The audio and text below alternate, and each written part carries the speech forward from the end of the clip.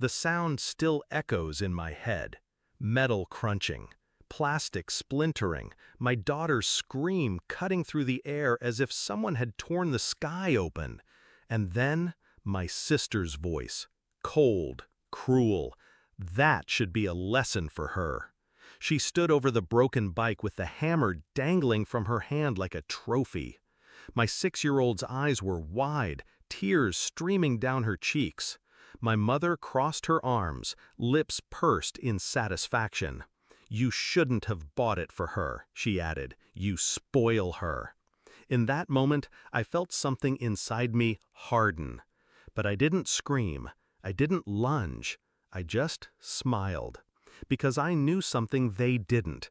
Their lesson would cost them far more than a bicycle. I wasn't always like this. Once, I wanted my family's approval more than air. My sister and I grew up sharing clothes, secrets, even dreams.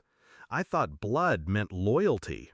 I thought my mother's silence during those years of insults was indifference, not malice. But slowly, patterns emerged. Every small success I had was mocked. Every step forward was dragged back. When I bought my daughter that bike, her first real taste of freedom, I should have known they'd find a way to poison it. Still, even knowing their nature, I didn't expect the hammer. It wasn't just about the bike. It was about control. They wanted me small, dependent, powerless. And my daughter? She was just collateral in their war. I knelt beside her, brushed her hair back, whispered, "Don't cry. Mommy's got this." Then I stood, faced my sister, and let the smile spread across my face. "You just gave me the evidence I needed," I said. Her face drained of color. My mother's arms loosened. For the first time, they looked unsure. They didn't know I had been preparing. Months before, I'd installed cameras around the house, silent witnesses to every sneer, every shove, every whispered scheme against me and my child. They thought their cruelty was invisible.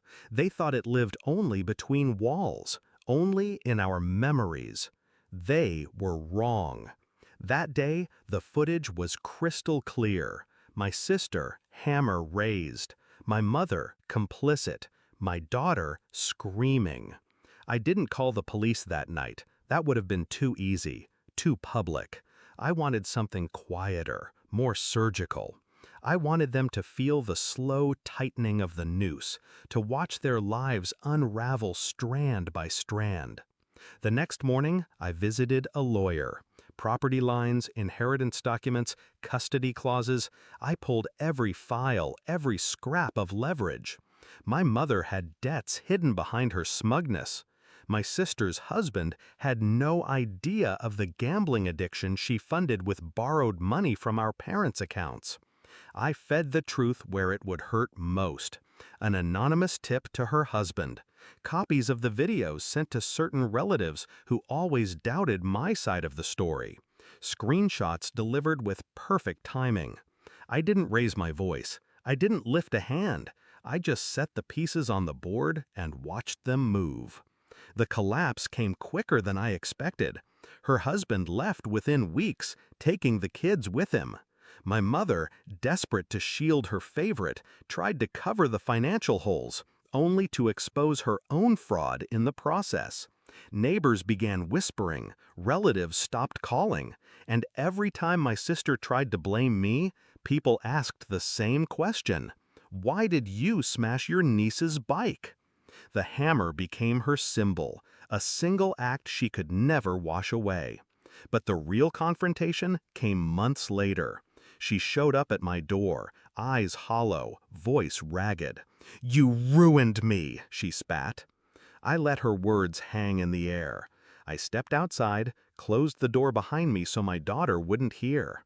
"No," I said quietly, "you ruined yourself. I just stopped cleaning up after you." Her lips trembled. For once, she had no retort. Now, my daughter rides a new bike down the street, her laughter trailing behind her like sunlight. Every pedal forward is proof that I chose differently, that I broke the cycle they tried to chain me to. And when I think back to that day, when the hammer fell and their laughter burned, I don't feel anger anymore. I feel satisfaction. Because the truth is, revenge wasn't smashing something they loved. Revenge was showing them I didn't need them anymore. Revenge was letting their own cruelty consume them. They taught me a lesson that day, but not the one they intended.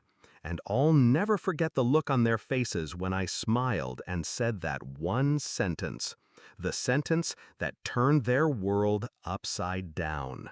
You just gave me the evidence I needed.